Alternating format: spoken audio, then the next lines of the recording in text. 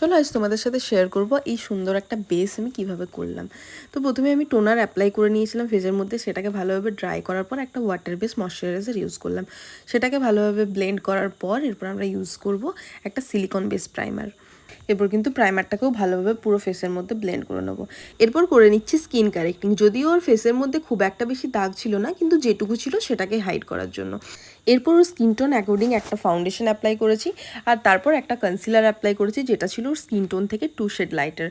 এরপর ওর skin tone থেকে 2 shade darker একটা কনসিলার নিয়ে কন্ট্রোল করব। সেটাকে ভালোভাবে ব্লেন্ড করে এরপর আমরা ইউজ করব ক্রিম ব্লাশার। সব লিকুইড প্রোডাক্ট বা ক্রিম প্রোডাক্ট অ্যাপ্লাই হয়ে যাওয়ার পর আমরা কিন্তু পুরো ফেসে ভালোভাবে পাউডার সেটিং করে নেব। এরপর powder control, powder blush and highlighter. এরপর দেখো তো ফেসটা বেশ গ্লো করছে না? ভিডিওটা তোমাদের জন্য হেল্পফুল হয়েছে কিনা সেটা কিন্তু অবশ্যই জানিও, আর এটাও জানিও তোমাদের কেমন লাগছে লুকটা। তো চলো এরপর নেক্সট ভিডিওতে দেখা হচ্ছে। টাটা।